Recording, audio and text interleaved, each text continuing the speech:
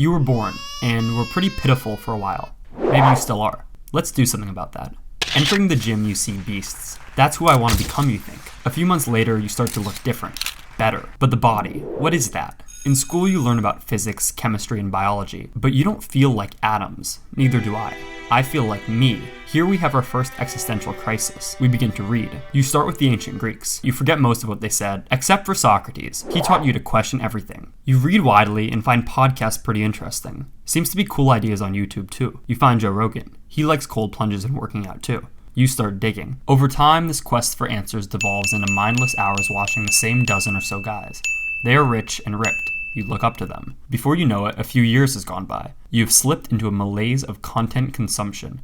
Even when these guys are saying all the right things, it feels hollow. Modern self-improvement seems to be more like a race to conform to this ideal version of a man, rather than what it should be, providing the tools others have used for you to discover your own higher self. Self-improvement. It seems to have lost its meaning. Self-improvement became cringy when it transitioned from a personal, introspective pursuit to a commodified and performative trend. Social media made self-improvement hyper-visible, where algorithms rewarded extremes, 5 a.m. wake-up calls and 10-step morning routines, which shifted focus from actual improvement to appearances and virality. The self-help industry exploded into a billion-dollar market, producing generic books, courses, and seminars that often rehash the same ideas, all of which made self-improvement seem more like a scam than an authentic way to grow. Memes mocking excessive self-improvement added to this dumpster fire. This memification turned self-improvement into a parody of itself. You feel this at the personal level too.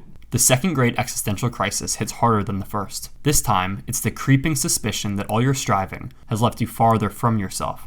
You must return to your original questions. That desire to learn, that desire to become better. It's been replaced with the desire to become rich. You now want recognition, fame, and attention, but from my experience, these aren't the things that I really want.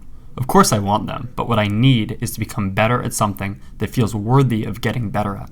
I want to add value to the world in some way. If you're tired of the cringe self-improvement and are looking for something new, I've built a group of people that every week gather to discuss the most important ideas from history, psychology, and philosophy. If that sounds interesting, check out the link in the description.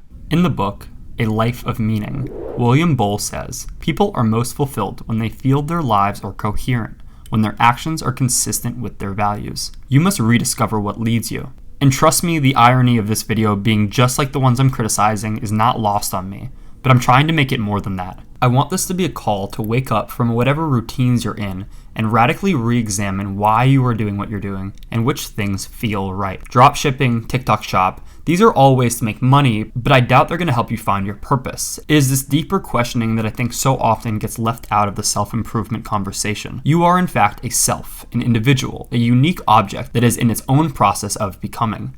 Taking general advice and trying to make it work in your life just doesn't seem logical. Ralph Waldo Emerson wrote, "To be yourself in a world that is constantly trying to make you something else is the greatest accomplishment." Self-improvement was initially for those looking to break free from societal molds, but now it's about fitting in and trying to be part of the cool health crowd.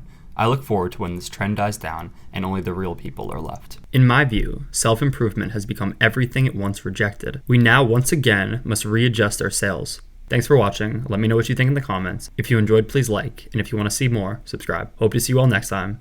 Cheers.